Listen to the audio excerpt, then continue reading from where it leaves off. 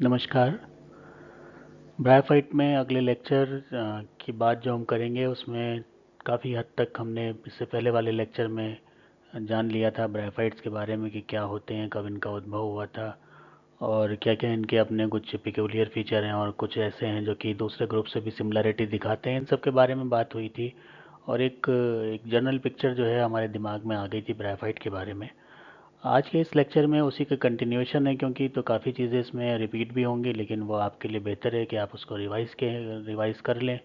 और साथ ही साथ जो इसके और भी करेक्टरिस्टिक हैं, जो डिफरेंट डिफरेंट जो तीन इसके क्लासेस हैं, जैसे कि हिपैटिकोप्सिडा है और ब्रायोप्सिडा है और इसके अलावा एंथोसेरोटॉप्सिडा है, इनमें क्या करेक्टर होते हैं ये हम जानेंगे। तो शुरू करते हैं आज का लेक्चर, लेक्चर 2, और इसमें करेक्टरिस्टिक पे बात होगी। तो पिछले लेक्चर के कंटिन्यूएशन में अगर हम देखें तो हम ग्राफाइट के बारे में बहुत कुछ जाने थे।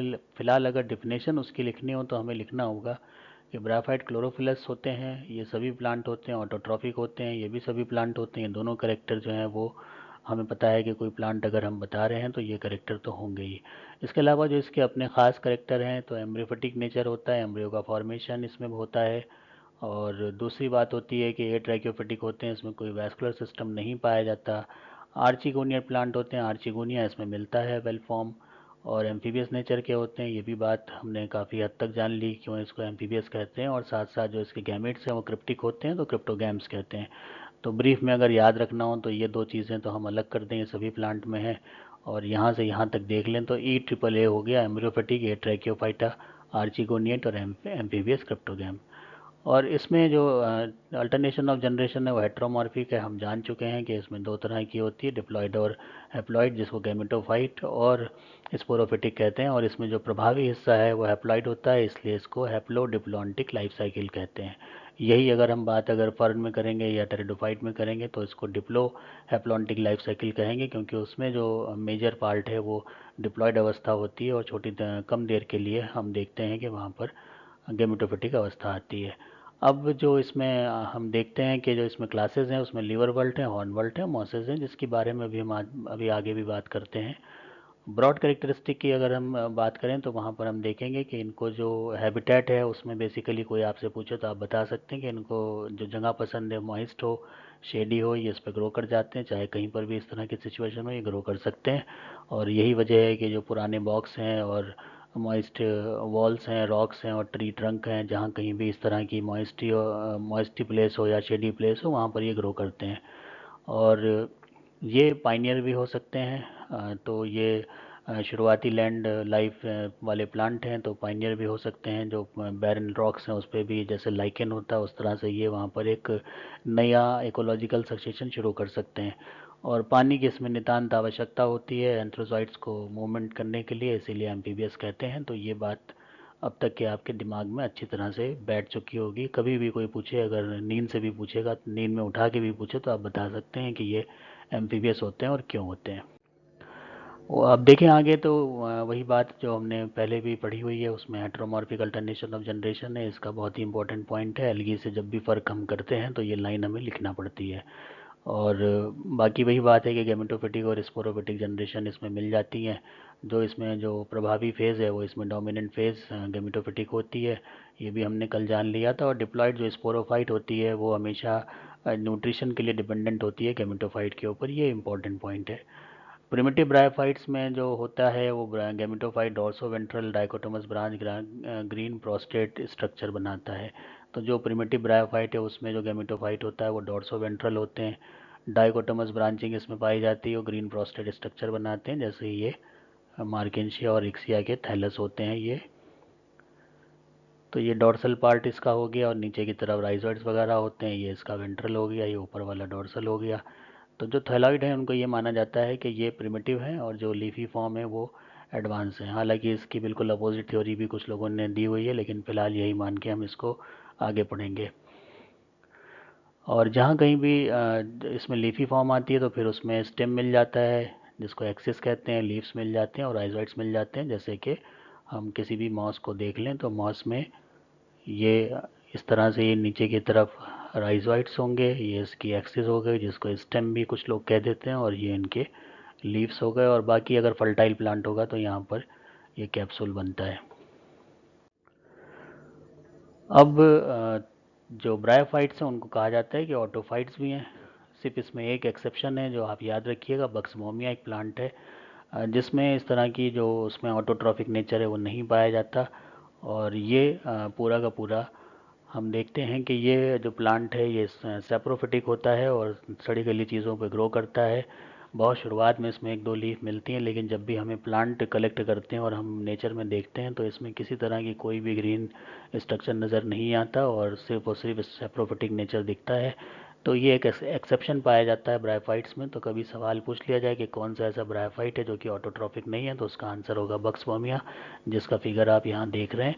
इसमें सिर्फ कैप्सूल है, सीटा है और यहाँ कहीं फुट दबा होगा, बाकी इसमें कोई पत्ती वत्ती नहीं होती।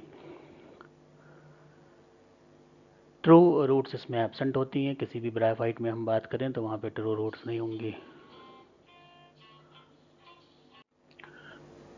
तो कुछ जो प्रिमिटिव फॉर्म है उनमें यूनिसेलुलर राइजोइट्स होते हैं, जैसे हम लीवर वर्ल्ड में देखते हैं और वर्ल्ड में देखते हैं, वहाँ यूनिसेलुलर मिलते हैं। और जो एडवांस फॉर्म है वहाँ पर राइजोइड जो होते हैं वो ब्रांच होते हैं और मल्टी सेलुलर होते हैं। तो इसमें अगर ब्रांच की हम बात करें तो ऐसे हो जाएंगे कि ये इस तरह के दिखेंगे और यहाँ पर ऑब्लिक सेप्टा होंगे। बाकी जो है राइजोइड यूनिसेलुलर इस तरह से ही होते हैं। तो ये तो लीवर वर्ल्ड में हो गए और हॉर्न वर्ल्ड में हो गए, और यहाँ पर ये इस तरह के ये मॉसेस में पाए जाते हैं। और राइजोइड्स का जो मेन काम होता है वो एंकरेज का होता है और थोड़ा बहुत एब्जॉर्प्शन वगैरह में हेल्प कर देते हैं। अब लीफी थैलस अगर हम देखते हैं तो जो इंटायर थैलस है लीफ लाइक वो प्रिमिटिव ब्रायोफाइट का, वो बहुत कुछ जो है वो लगता यही है कि एडवांस फॉर्म में जैसे लीव्स होती हैं स्पायरली अरेंज होती हैं वैसे यहाँ पर भी मिलते हैं। हालांकि इनको लीव्स नहीं कहते और इन पत्तियों को हम यहाँ पर टर्म देते हैं माइक्रोफिल। और एक जो माइक्रोफिल है वो स्मॉल लीफ होती है, मीडियन मिडरिब इसमें पाई जाती है कुछ में और कुछ में नहीं भी मिलती है। प्लांट बॉडी जो है वो ब्रायोफाइट की कंसिस्ट होती है सिंपल पेरेंकाइमेटस टिश्यू से। तो इसमें कोई भी टिश्यू का डिफरेंशिएशन हमें नहीं मिलता, तो इसलिए जाइलम फ्लोएम जैसी चीज़ों की कोई सवाल नहीं पैदा होता। पूरा का पूरा पेरेंकाइमेटस है। और ब्रायोफाइट रिप्रोड्यूस करते हैं वेजिटेटिव मोड से। इसमें ट्यूबर भी बनते हैं, उनसे भी बन सकते हैं, बल्बिल्स भी बनती हैं, उनसे भी बन सकते हैं, प्रोटोनिमल ब्रांचेस भी होती हैं, उनसे भी बन सकते हैं। और जो उसके टूटे मोटे टूट जाते हैं हिस्से फ्रेगमेंटेशन के, जो जो फ्रेगमेंट्स होते हैं वो भी नया प्लांट बना देते हैं। तो इस तरह से ये वेरियस मोड्स हैं जिससे ये रिप्रोड्यूस कर सकते हैं। अब यहाँ पर एक एग्जांपल है जो कि लीफी लिवर वर्ल्ड का है, जिसमें जो यहाँ पे एग्जांपल लिया हुआ है फ्रोलेनिया का है। हालांकि सिलेबस में नहीं है लेकिन जान लेना बहुत ज़रूरी है आपके लिए कि लीफी फॉर्म किस तरह से होते हैं। तो ये तो एक पूरा इसका कॉलोनी है जो किसी एक बड़े प्लांट की जो ट्विग है उसके ऊपर ये पूरी तरह से उसको कवर कर लिया है। तो कॉर्टिकोलस फॉर्म होती है। और अगर एक पत्ती को हम देखें तो अब लीवर वर्ल्ट है तो इसमें कोई मिड वेन नहीं होती, और ये जो आपको ब्राउन ब्राउन दिख रहे हैं ये ऑयल बॉडीज़ होती हैं जिसके अंदर एरोमेटिक ऑयल होता है। और इसी वजह से बायोफार्मास्यूटिकल के तौर पे भी इसको इस्तेमाल कर लेते हैं, बहुत से लीवर वर्ल्ट उसमें काम आ रहे हैं। और इसका स्ट्रक्चर हम देखें तो आप देखें कि आमने सामने ये पत्तियां हैं, कोई स्पाइरल इसमें अरेंजमेंट नहीं होता, आमने सामने पत्तियां हैं। और यहाँ कहीं ये बीच में हल्की हल्की पत्तियां दिखाई पड़ती हैं, इनको अंडर लीफ कहते हैं। तो अगर 3 रो में है तो भी स्पाइरल नहीं होती, 2 आमने सामने होती हैं और एक वेंट्रल साइड पे होती है, इसको अंडर लीफ बोलेंगे। और ये स्ट्रक्चर जो दिख रहे हैं ये थैलेनुमा स्ट्रक्चर होते हैं, और इनको हम बोलते हैं कि ये लोब्यूल हैं। और जो भी प्लांट ऐसे होते हैं जिनमें पानी अच्छा वो इकट्ठा कर सकते हैं उसमें इस तरह से ये स्ट्रक्चर पाए जाते हैं लोब्यूल। तो ये एक्सेस हो गई इसकी। इसमें कोई ऐसा राइजोइड्स वगैरह बहुत प्रोमिनेंट नहीं होते क्योंकि ये इन्हीं से चिपक जाते हैं प्लांट से, बड़े प्लांट से, और इनको जो इनकी सरफेस है उसी से ये पानी एब्जॉर्ब कर लेते हैं। ब्राउन जो आपको इसमें दिख रहे हैं वो मेच्योर हो जाते हैं तो उनका कलर थोड़ा बदल जाता है, शुरुआत में ये ग्रीनिश होते हैं। वहीं अगर थैलॉइड लिवर वर्ल्ड की बात करें तो हम देखते हैं कि इसमें ये थैलस होते हैं और जिसमें लोब्स पाए जाते हैं, ये अलग अलग लोब इसमें मिल रहे हैं। जो मार्केंशिया का थैलस है, बीच में आप मेरे को इसमें जीमा कप दिखाई पड़ रहे हैं ये मिड मिड वेन पे। तो जो मिडरिब होती है उसके ऊपर जीमा कप पाए जाते हैं। और ये बहुत से हो सकते हैं कि थैलस पे ऊपर का सरफेस ये आपको दिख रहा है तो ये डोर्सल सरफेस है। इसको जब हम पलट लेते हैं तो वेंट्रल सरफेस आता है, उस पे स्ट्रक्चर कुछ और होते हैं। तो जो ऊपर का ब्राइट ग्रीन पोर्शन है ये डोर्सल सरफेस है, इस पे आपको ये सारा रिप्रोडक्शन जितना भी होता है वो इसी के ऊपर होता है। और इसके पलट जो इसको जब हम उलट देते हैं तो इसका वेंट्रल सरफेस आता है और वहाँ पर स्टोरेज का प्रावधान होता है। और साथ में राइजोइड्स पाए जाते हैं और स्केल्स पाए जाते हैं। ये इनके फर्टाइल स्ट्रक्चर हैं। जब फर्टाइल थैलस होता है तो आप देखेंगे थैलस से ऊपर ये एलिवेट कर रहे हैं, लंबे लंबे इसके स्टॉक होते हैं। अब अगर ये फीमेल प्लांट है तो फीमेल स्टॉक कहलाया जाएगा, और मेल प्लांट है तो मेल स्टॉक कहलाया जाएगा। और ऊपर ये जो लोब्स होती हैं इनको हम ये जो ये आर्चिगोनिया या एंथ्रिडिया बनाती हैं, तो यहाँ पर जैसे फीमेल प्लांट आपको दिख रहा है तो आर्चिगोनियल हेड है, और अगर ये मेल दिखेगा फीमेल दिखेगा तो मेल दिखेगा तो ये एंथ्रिडल हेड हो जाएगा। अब सेक्सुअल रिप्रोडक्शन में हम बात करें तो वो गैमस टाइप का होता है, जो कि एडवांस टाइप माना जाता है, यहाँ पर मेल मूव करता है फीमेल्स की तरफ, और यही यहाँ पर होता है। और जैसे कि एल्गी में हम पढ़ते हैं वहाँ पर आइसोगैमी भी होती है, नाइसोगैमी भी होती है, ओगैमी भी होती है। तो यहाँ पर ऐसा कुछ नहीं होता है, यहाँ पर सिर्फ और सिर्फ ओगैमी होती है। तो इवोल्यूशन में एक स्टेप आगे आ जाते हैं सेक्सुअल रिप्रोडक्शन के मामले में। और सेक्स ऑर्गन्स जो होते हैं वो गैमेटेंजिया कहलाते हैं, और गैमेटेंजिया अगर फीमेल है तो आर्चिकोनियम हो जाएगा, और अगर मेल है तो एंथ्रीडियम हो जाएगा। और एंथीडियम जो है वो क्लब शेप इस तरह का स्ट्रक्चर होता है, और आर्चिगोनियम जो होते हैं वो इस तरह का ये फ्लास्क नुमा स्ट्रक्चर होते हैं। तो यहाँ पर ये वेंट्रल कैनाल सेल है, यहाँ पर एक सेल आती है, ऊपर ये नेक सेल हो जाती हैं 4 या 5 या 6 अलग अलग जीनस के हिसाब से। यहाँ पर ये कवर्ड सेल होती हैं, और यहीं पर जो है वो एंथ्रोजॉइड यहाँ से रिलीज़ होके आते हैं और इसके थ्रू एग तक जाके फर्टिलाइज करते हैं। तो ये स्पर्मेटोजोइड जो बन जाते हैं, जिनको स्पर्म भी हम कह सकते हैं, वो बाइसिलेट स्ट्रक्चर होते हैं, और वो मूव करते हैं पानी की मदद से। आर्चिगोनिया जो फ्लास्क लाइक स्ट्रक्चर होता है वहाँ तक पहुँचते हैं, और जब तक ये पहुँचते हैं तब तक इसमें सारी चीज़ें डिसइंटीग्रेट होके ये सारा कुछ इतना मटेरियल ख़त्म हो जाता है, सिर्फ एक सेल रह जाती है। और यही जो है जो इनके केमिकल यहाँ पर सब आ जाते हैं वो इसको अट्रैक्ट करते हैं और उसको सक कर लेते हैं और यहाँ तक पहुँचा देते हैं एंथ्रोजोइड को। तो इस तरह से जो एम्ब्रियो का डेवलपमेंट है वो स्टार्ट हो जाता है, और इसी वजह से ये प्लांट जो है वो एम्ब्रियोफाइट कहलाते हैं। साथ ही साथ अगर हम ये बात देखते हैं कि जो गैमेटोफाइट है उसी में यहाँ पर कहीं पे आर्चिगोनिया होती है, और जब ये फर्टिलाइज हो जाती है तो फिर ये ऊपर की तरफ एलिवेट होती है। तो जब ये एलिवेट होती है तो यहाँ का जो पोर्शन है, जो भी यहाँ का पोर्शन होता है यहाँ का, जिसके नीचे ये दबे होते हैं वो पोर्शन यहाँ आ जाता है, और नीचे की तरफ ये कैप्सूल बनना शुरू हो जाता है। तो जब ये कैप्सूल बन के बाहर आता है इस तरह से, तो वहाँ पर हम देखेंगे कुछ पोर्शन इसका गैमेटोफाइट का भी लगा हुआ होता है। इसी को हम कहते हैं कैलिप्टरा। तो कैलिप्टरा इसी वजह से गैमेटोफिटिक ओरिजिन की होती है। हालांकि मिलती तो स्पोरोफिटिक पार्ट पे है, लेकिन उसका ओरिजिन गैमेटोफिटिक होता है। ये भी कल बात हुई थी और इसको याद भी रखना है आपको आगे भी। अब हम सेक्स ऑर्गन्स के कुछ फिगर्स की मदद से देख लेते हैं। तो जो एंथ्रीडिया है वो लगभग इस तरह के होते हैं, जहाँ पर आप देख रहे हैं कि ये बेसल स्टॉक इसका है यहाँ पे छोटा सा ये, इसी तरह से इसका भी स्टॉक यहाँ पर होगा। और इसके बाहर की तरफ ये जो ग्रीन ग्रीन सेल दिख रही हैं ये स्टेराइल जैकेट हैं, और अंदर की तरफ पूरा मांस होता है जिसको स्पर्मेटिड्स कहते हैं, और यहीं पर स्पर्मेटोजॉइड्स बनते हैं या स्पर्म्स बनते हैं और यहाँ पर आते हैं।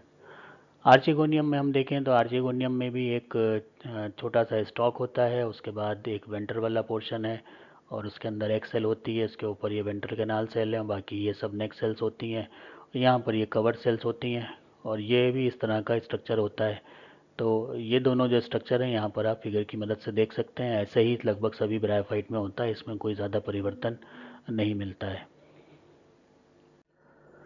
फर्टिलाइजेशन तो बात हो ही गई थी कि ये पॉसिबल होता है, सिवाय जब तक कि प्रेजेंट वाटर नहीं होगा तब तक ये नहीं हो सकता, क्योंकि स्पर्मेटोजॉइड को स्विम करने के लिए जो मोटाइल होते हैं उनको पानी की ज़रूरत पड़ती है। और जो जाइगोट बन जाता है फर्टिलाइजेशन के बाद फिर वही स्पोरोफाइट में डेवलप होता है। स्पोरोफाइट इस वजह से डिप्लॉयड होता है, मल्टी सेलुलर होता है और वेल डिफाइंड नहीं होता। स्पोरोफाइट ये जो है वो डिस्टिंक्ट भी हो सकता है फुट सीटा और कैप्सूल में, और कभी कभी कुछ में सीटा वगैरह नहीं मिलता है। स्पोरोफाइट गैमेटोफाइट से अटैच रह सकता है पूरी लाइफ साइकिल में, अलग नहीं होता। तो ये डिपेंडेंसी हमेशा बनी रहती है। और अगर हम ऑनवर्ल्ड की बात करें तो वहाँ पर क्योंकि ग्रीन कैप्सूल बनता है तो वो थोड़ा बहुत डिपेंडेंट होता है, अदरवाइज़ बाकी ब्रायोफाइट्स में डिपेंडेंट होता है। रिप्रोडक्शन जिन जो डिवीजन है वो होती है स्पोरोफाइट में, तो हमेशा वो ऐसी होती है कि जिससे हैप्लॉइड स्पोर्स बने, तो वहाँ पर मियोसिस होती है, जो स्पोर मदर सेल्स होती हैं उनमें मियोसिस होती है, और सारे जो स्पोर्स हैं वो एक तरह से होते हैं, मॉर्फोलॉजिकली सिमिलर होते हैं। That is why they are called monosporangiate और होमोस्पोरस इन नेचर।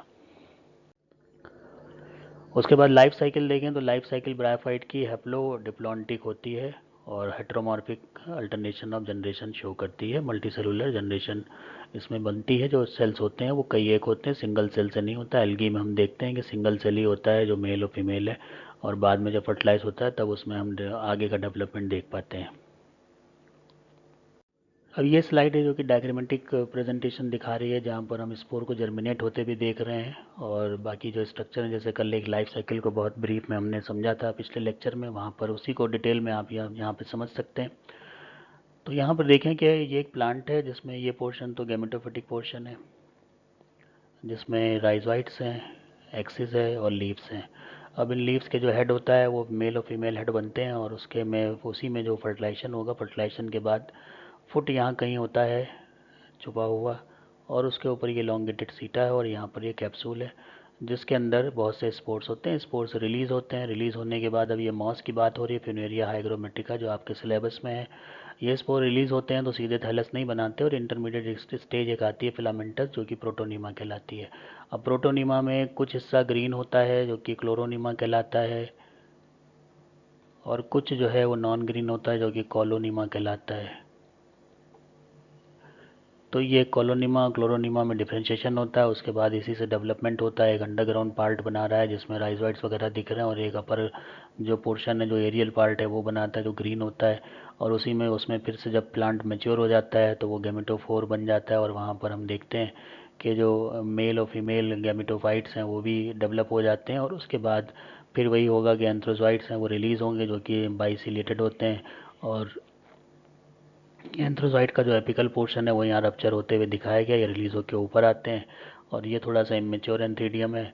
उसके साथ साथ आर्चिगोनिया आपको फ्लास्क शेप दिख रही है, जिसमें यहाँ पर एक्सेल दिख रही है, ये वेंट्रल है, और यहाँ पर ये नेक सेल्स वगैरह होती हैं, जो कि जब तक ये पूरी प्रोसेस हो रही होती है और ये तैर के यहाँ तक आ रहे होते हैं, तब तक ये सारा कुछ यहाँ का डिसइंटीग्रेट हो जाता है और सिर्फ एक्सेल रह जाती है, और ये रास्ता खुल जाता है जिससे ये जो एंथ्रोजॉइट्स हैं वो मूव करते हुए यहाँ पर आते हैं और फर्टिलाइजेशन की प्रोसेस को कंप्लीट करते हैं, और उसके फ़ौरन बाद गैमीट का फॉर्मेशन होता है, तो फिर एम्ब्रियो डेवलप होता है, और वहाँ पर फिर हम देखते हैं कि दोबारा से एक हमें नया प्लांट मिल जाता है। तो इस तरह से ये साइकिल चलती रहती है। तो अगर हम देखें तो ये पार्ट भी गैमेटोफिटिक है, ये पार्ट भी गैमेटोफिटिक है। गैमेटोफाइट पे स्पोरोफाइट ज़रूर है, लेकिन पार्ट ही गैमेटोफिटिक है। ये भी पार्ट गैमेटोफिटिक है, ये भी पार्ट गैमेटोफिटिक है। यहाँ पर भी गैमीट्स हैं, ये भी गैमीट्स हैं, ये मेल गैमीट्स हैं, ये फीमेल गैमीट्स हैं। बस थोड़ी देर के लिए एक स्टेज आई जो यहाँ पर आपको दिख भी नहीं रही है एग्जैक्टली। वही स्टेज कौन सी है? वही स्पोरोफिटिक स्टेज है, जो कि एम्ब्रियो के फॉर्मेशन से, जाइगोट के फॉर्मेशन से स्टार्ट होती है, एम्ब्रियो में तब्दील होती है, और उसके बाद एक प्लांट बन जाता है। तो बहुत छोटी देर के लिए यहाँ पर जो स्पोरोफिटिक अवस्था है वो आती है, जिस वजह से इसकी लाइफ साइकिल हैप्लोडिप्लॉन्टिक कहलाती है। अब इसमें हम बात करेंगे जो डाइवर्सिटी है थैलस ऑर्गेनाइजेशन में, वो किस किस तरह की होती है। तो ये पहला जो फिगर आप देख रहे हैं ये फ्यूनेरिया का है, जो कि मिट्टी के ऊपर उग रहा है। ये पूरा आप सॉइल देख रहे हैं, और इसमें जो है ये एक रेडियस में ग्रो करता है। डाइकोटोमस ब्रांचिंग आपको बहुत क्लियर दिख रही है, यहाँ पर भी दिख रही है और यहाँ पर भी दिख रही है। तो ये पूरा जो कॉलोनी है, इसमें आपको इसी तरह के स्ट्रैप लाइक थैलस दिखेंगे जो डाइकोटोमसली ब्रांच होते होते आगे बढ़ते चले जाते हैं। वहीं अगर हम देखते हैं कुछ दूसरे प्लांट, तो यहाँ पर हम देख रहे हैं ये प्लांट है फ्लोरिया के, और फ्लोरिया के जो कैप्सूल्स हैं वो ऊपर की तरफ आपको यहाँ नज़र आ रहे हैं, और ये भी बहुत घनघोर इसमें पॉपुलेशन बनती है। तो सिर्फ आपको जो ऊपर है, क्योंकि प्लांट छोटे छोटे होते हैं, पत्तियाँ ज़्यादा बड़ी नहीं होती, तो जो ऊपर की तरफ आपको ये राउंड राउंड दिखाई पड़ रहे हैं, ये उनके कैप्सूल्स आपको नज़र आ रहे हैं। तो ये भी एक अच्छी फॉर्म दिखाता है, एक तरह से टफ्ट बना लेता है जिस सरफेस पे उगता है वहाँ पर। ये हाइड्रोफिटिक फिनेरिया हाइग्रोमेटिका, इसमें आपको लंबे लंबे महीन महीन थैलस दिखाई पड़ रहे हैं। तो ये इसी तरह से होता है, लेकिन यहाँ पर जो इसकी नेचर है वो अ, थोड़ा सा हाइड्रोफिटिक नेचर का होता है, जिसकी वजह से ये पानी में रह सकते हैं, और इनमें कोई राइजोइट्स वगैरह नहीं पाए जाते, क्योंकि पानी में ही पूरी बॉडी पड़ी होती है। ये जो आप देख रहे हैं ये प्लेजोकैज़्मा है प्लांट, और इसी तरह से मार्केंशिया भी होता है, जो कि थोड़ी बहुत सूखी ज़मीन पे भी उग सकते हैं। इनमें ये क्षमता होती है कि ये उग जाते हैं। साथ ही साथ इसमें कुछ मॉस के भी प्लांट दिखाई पड़ रहे हैं, तो ये टेथोलाइट रिवोल्ट हैं और ये मॉस हैं। तो ये दिख रहा है कि ब्रायोफाइट आपस में अच्छे से मिलजुल के ग्रो करने की टेंडेंसी भी रखते हैं। अब ये हॉर्नवल्ट है। हॉर्नवल्ट में आप जानते हैं कि उनका नाम ही हॉर्न हॉर्न शेप जो उनके कैप्सूल्स होते हैं उस वजह से पड़ा है। ये अब लंबे लंबे यहाँ पर कैप्सूल्स देख रहे हैं जो कि अनलिमिटेड ग्रोथ के होते हैं और ग्रीन भी होते हैं। तो जैसा बताया था कि ये अपनी फोटोसिंथेसिस कर सकते हैं इन कैप्सूल में, स्टोमेटा भी इनके अपने मिलते हैं। तो ये बहुत फ़र्क होते हैं जो दूसरे थैलॉइड लीवर वर्ल्ट है उनसे। और ये जब हम पहचानते हैं फील्ड में जाके तो हमें ये कैप्सूल ही ढूंढने पड़ते हैं, तभी जाके इनका थैलस मिलता है। क्योंकि इनके थैलस मार्किनशिया की तरह बड़े बड़े नहीं होते, बहुत छोटे थैलस होते हैं। डाइकोटोमी नहीं होती, लोबिंग ज़रूर होती है लेकिन कोई डाइकोटोमी नहीं होती। बहुत पतले थैलस होते हैं, कोई डिफ्रेंशिएशन इंटरनल और एसिमुलेटरी जोन और स्टोरेज जोन में के तौर पर नहीं होता। तो यहाँ पर ये बहुत फ्लैट थैलस होते हैं। अगर स्पोरोफाइट आपको ना दिखें तो आप ये प्लांट फील्ड में नहीं पहचान सकते। तो ये स्पोरोफाइट्स हो गए जिनका काम है स्पोर को प्रोड्यूस करना। और यहाँ पर ये ग्रीन जो है वो फ्लैट थैलस लाइक हेमेटोफाइट दिख रहे हैं जो कि लीवर वर्ल्ड की तरह होते हैं। लेकिन अगर हम गौर से देखते हैं तो उसमें डाइकोटोमी नहीं दिखती। और ये सिलेंडर जो पतले पतले आप देख रहे हैं ये स्पोरोफाइट्स हैं जो कि ये फ्लैटेंड गेमेटोफाइट से उगते हुए दिखाई पड़ते हैं। अब स्पोरोगोनियम इनमें हॉर्नवर्ड्स में पाया जाता है, उसकी भी ख़ास बात है। कल कुछ बात हुई थी यहाँ पर, उसको डिटेल में देख लीजिए कि ये तो प्रोटोनिमा है। हॉर्नवर्ल्ड में प्रोटोनिमा है, वो भी एक छोटा सा एक स्टेज आती है। इसमें क्लोरोनिमा और कोलोनिमा नहीं बनता, लेकिन एक थोड़ी देर की स्टेज आती है कि फिलामेंटस होती है, इसलिए उसको प्रोटोनिमा कह देते हैं। और वही थैलस में बदल जाती है और फिर थैलस मैच्योर होता है तो उसमें मेल और फीमेल पार्ट बनते हैं, या आर्चिगोनिया बन रहा है या एंथ्रोजॉइड बन रहे हैं। यहाँ पर फर्टिलाइजेशन होता है। फर्टिलाइजेशन होने के बाद इस तरह का ये कैप्सूल यहाँ पर दिखाई पड़ता है, जिसमें सबसे इम्पोर्टेंट बात यह है कि फुट तो यहाँ इम्बेडेड होता है गेमेटोफाइट में। ये गेमेटोफिटिक थैलस है और ये फुट इम्बेडेड है। और उसके ऊपर ये जो जोन है ये सीटा ना होकर एक मेरिस्टेमेटिक जोन होता है जो लगातार डिवाइड करता रहता है, जिसकी वजह से इसकी लेंथ बढ़ती चली जाती है। और स्पोर्स का मैच्योरेशन ऊपर से नीचे की तरफ होता है और सेल्स का एडिशन नीचे से ऊपर की तरफ होता है। तो अनलिमिटेड ग्रोथ इस वजह से हमें मिलती है क्योंकि यहाँ पर सीटा की जगह पे मेरिस्टेमेटिक जोन पाया जाता है। बहुत इंपॉर्टेंट पॉइंट है और बहुत बार पूछा जाता है। ये लीफी लिवर वर्ल्ट में अगर आप उसकी डॉर्सल सरफेस देखें तो आपको ये ऐसे ही दिखाई पड़ेंगे फील्ड में। हैंड लेंस लेके जाना पड़ता है। हम लोग भी जब जाते थे रिसर्च में तो हैंड लेंस लेके जाते थे और कोई भी ग्रीन स्ट्रक्चर दिख रहा है किसी ज़मीन के पे या प्लांट पे तो उसको देखते थे। और इस तरह से अगर हमें ये पत्तियां नज़र आती हैं एक दूसरे को ओवरलैप करती हुई डॉर्सल सरफेस पे, तो हम ये समझ जाते थे कि ये लीफी टिवरवल्ट है, क्योंकि इसमें कोई मिडरिप नहीं पाई जाती। तो अगर मिडरिप पाई जाती तो ये मॉस होता, मिडरिप नहीं पाई जाती तो ये लीफी लिवरवल्ट होते हैं। तो देखने से ही ये पहचान में आ जाते हैं।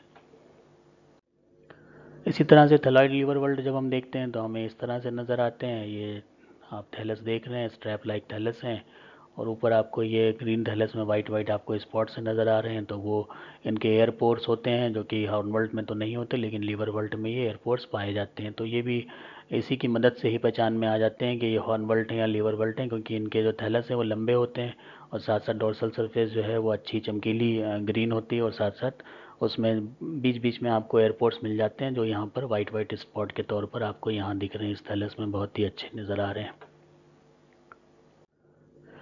एक ये इंटरमीडिएट थैलस होते हैं जिनमें थोड़ा बहुत लीफी लगता है और थोड़ा बहुत थैलाइड होता है। तो ये एग्जांपल फॉसम ब्रोनिया एक होता है जिसमें ऊपर का पोर्शन लीफी टाइप का हो जाता है और नीचे का पोर्शन थैलाइड होता है। तो ये भी एक कनेक्टिंग लिंक है लीफी और थैलाइड के बीच में।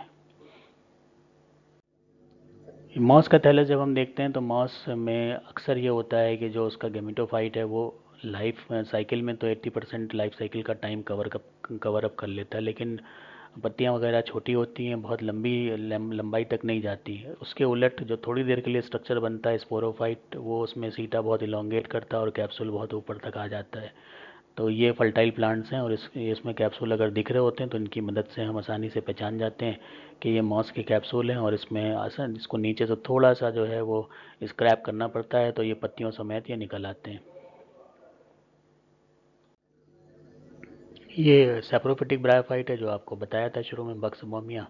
तो इसमें आप देख लीजिए कि ये ब्राउनिश स्ट्रक्चर है और कहीं भी कोई पत्ती वगैरह नहीं दिखाई पड़ती, सिर्फ ये सीटा दिखाई पड़ रहा है, ये कैप्सूल दिखाई पड़ रहा है। और यहाँ पर कहीं फुट होगा और फुट जो एम्बेडेड है वो सड़े गले चीज़ों पे एम्बेडेड होता है, तो उसी से पोषण इसको मिलता है, इसलिए इसको सैप्रोफिटिक ब्रायोफाइट कहते हैं। नाम है इसका बक्स बोमिया। तो अगर स्पॉटिंग में ये फिगर आ जाए तो आपको आंसर करना पड़ेगा ये बक्स बोमिया होता है। अब हाइड्रोफिलिक जो ब्रायोफाइट हैं हाइड्रोफाइट के तौर पर होते हैं, उसमें सबसे अच्छा एग्जांपल रिक्सिया फ्लूटेंस का है। ये आप रिक्सिया फ्लूटेंस के थैलस देख रहे हैं। तो ज़मीन पे ये होते हैं तो थोड़े चौड़े थैलस होते हैं, लेकिन जब पानी में होते हैं तो इनकी लेंथ बढ़ जाती है और चौड़ाई कम हो जाती है, और ये एक्वेरियम वगैरह में लोग इस्तेमाल करते हैं। इनका इसीलिए नाम जो है, क्योंकि चमकदार ग्रीन होते हैं तो इनको नाम दे दिया गया है फ्लोटिंग क्रिस्टल वर्ल्ड। तो अगर कभी सवाल आ जाए कहीं पर कोई किसी कंपटीशन में कि फ्लोटिंग क्रिस्टल वर्ल्ड क्या होता है, तो आपका आंसर होगा रिक्सिया फ्लूटेन, जो कि एक थैलॉइड लिवर वर्ल्ट होता है, लेकिन हाइड्रोफोटिक नेचर का होता है। इसी तरह से कुछ जैरिक ब्रायोफाइट्स हैं जो कि बहुत ही ज़्यादा बैरन चट्टानों पे उगते हैं, जहाँ पे नमी नहीं होती, बरसात वगैरह उतनी नहीं होती, जैसा आप यहाँ फिगर में देख रहे हैं।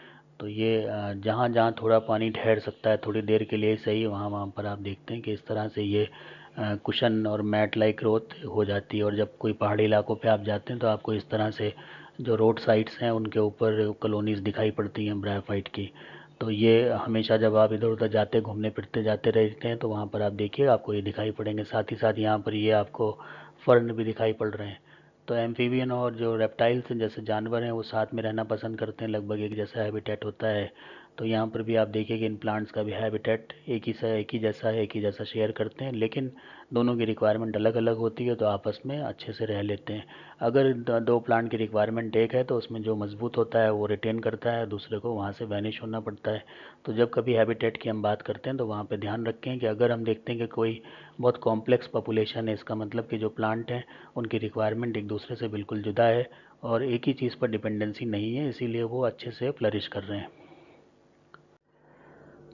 अब ये एक थोड़ा मैग्नीफाई व्यू है जहाँ पर आप थैलस देख रहे हैं रिक्सिया का, और ये गोलाई में ही डायमीटर में ही बढ़ते हैं, ये इनकी खासियत होती है, और रिंग में ही बढ़ते रहते हैं। इसलिए जो रिंग वॉर्म होते हैं, या फिर हम ये कहें कि जो स्किन में रिंग टाइप के इन्फेक्शन हो जाते हैं जो गोल गोल बढ़ते हैं, वहाँ पर इन प्लांट्स को पीस कर इनका एक्सट्रैक्ट निकाल के लगाया जाता है, और उसमें काफ़ी अच्छा फ़ायदा भी देखने को मिला है। तो क्योंकि इनमें एंटी माइक्रोबियल और एंटी बैक्टीरियल एक्टिविटी पाई जाती है, फंगस का भी इस पर कोई असर नहीं पड़ता, तो ये सारे कंपाउंड इसमें पाए जाते हैं, ऑयल बॉडीज़ इनमें होती हैं जिसमें से एरोमेटिक ये कंपाउंड मिलते हैं, और ये इस वजह से स्किन ट्रीटमेंट के लिए इस्तेमाल भी बहुत किया जाता है। और पहाड़ी इलाकों में जो पुराने लोग हैं जो ट्राइबल्स हैं वो इनकी यूटिलिटी को जानते हैं, और इस तरह के जो स्किन इन्फेक्शन होते हैं वहाँ पर इन प्लांट्स को वो पहचान लेते हैं, वहाँ से निकालते हैं, इनका एक्सट्रैक्ट बनाते हैं, और जो अफेक्टेड जगह है बॉडी पर वहाँ पर लगाते हैं, जिससे उसमें फ़ायदा देखने को मिलता है। तो ये तो रिक्सिया का थैलस है, साथ में आप ये बाकी जो देख रहे हैं ये सब मॉसेस हैं छोटे छोटे। तो इनमें पत्तियां हैं और बीच में मिड्रिप दिखाई पड़ रही है। तो इस तरह से जब आप देखना शुरू करेंगे अपने आसपास का जो वेजिटेशन है, तो आप काफ़ी हद तक चीज़ों को पहचानना शुरू कर देंगे। अब माइक्रोस्कोपिक डिटेल भी की जाती है, उसमें आप देखें कि थैलस को अगर हमें देखना है तो थैलस है जिसका आपने एक पिक ले लिया या हैंड लेंस की मदद से थैलस को पहचान लिया। अब थैलस का सेक्शन करते हैं तो सेक्शन हमें कुछ इस तरह से मिलता है, जिसमें नीचे ये पूरी एक लाइन है जहाँ पे राइजोइड्स वगैरह निकलते हैं, और ये स्टोरेज जोन हो गया, एसिमुलेटरी जोन हो गया, तो इस तरह से सेक्शन करना पड़ता है। ये वेंट्रल सरफेस है थैलस की, जहाँ पर आप ये जो बैगनी कलर के या ब्लूइश टाइप के देख रहे हैं ये सब वेंट्रल स्केल हैं, और ये थैलस को प्रोटेक्शन देते हैं डेसिकेशन से। बीच में इस जगह पे राइजोइड्स होते हैं बहुत से, और जो स्पोर्स होते हैं वो स्पोर्स इस तरह के दिखाई पड़ते हैं, सभी स्पोर एक ही तरह के होते हैं, तो होमोस्पोरस कंडीशन पाई जाती है। इसमें बीच बीच में काफ़ी ग्रुप्स पाए जाते हैं, और उनका अगर माइक्रोस्कोपी, ये तो स्कैनिंग इलेक्ट्रॉन व्यू है और ये माइक्रोस्कोपिक व्यू है, तो ऐसे स्पोर आपको नज़र आते हैं। सेम स्टडी और देखी जाती है तो थैलस आपको ऐसा दिखाई पड़ेगा। थैलस के जो सेल्स हैं ऊपर की सरफेस है, डॉर्सल सरफेस है, वहाँ पर आपको इस तरह के सेल्स दिखाई पड़ेंगे। और इसको जो स्पोर्स है उनको आप देखेंगे तो ये प्रॉक्सिमल व्यू है, डिस्टल व्यू है, ये दिखाई पड़ता है। इसमें ट्राइरेडिएट मार्क ये शो कर रहा है कि एक मदर सेल से 4 स्पोर्स बनते हैं, एक इधर होगा, एक इधर होगा, एक इधर होगा, और चौथा ये अपने आप में खुद है। तो इसकी मदद से हम ये जान जाते हैं कि इसमें मियोसिस होती है और एक मदर सेल 4 स्पोर्स को बनाती है जो कि सभी हैप्लॉइड हो जाते हैं। और यहाँ पर भी अलग अलग व्यूज़ स्पोर्ट्स के दिए हुए हैं। तो माइक्रोस्कोप में जब हम ब्रायोफाइट्स को देखते हैं तो कुछ इस तरह से नज़र आता है वो। तो इसी के साथ में जो कल की बात हुई थी और आज की बात हुई थी, ये मिला के हमारे जो कैरेक्टरिस्टिक हैं ब्रायोफाइट्स के वो पूरे हो जाते हैं। और अब इसके आगे हम क्लासिफिकेशन की तरफ बढ़ेंगे। तो ये आप ध्यान रखिए कि ब्रायोफाइट जब भी हमें किसी को बताना हो या खुद पढ़ना हो तो किन किन चीज़ों को हमें ध्यान में रखना है, कैसे लिखना है, क्या हैबिटेट होता है, क्या हैबिट होती है। ब्रायोफाइट्स 3 तरह के होते हैं, कौन कौन से होते हैं? हॉर्नवॉल्ट होते हैं, लिवरवॉल्ट होते हैं, मॉसेस होते हैं।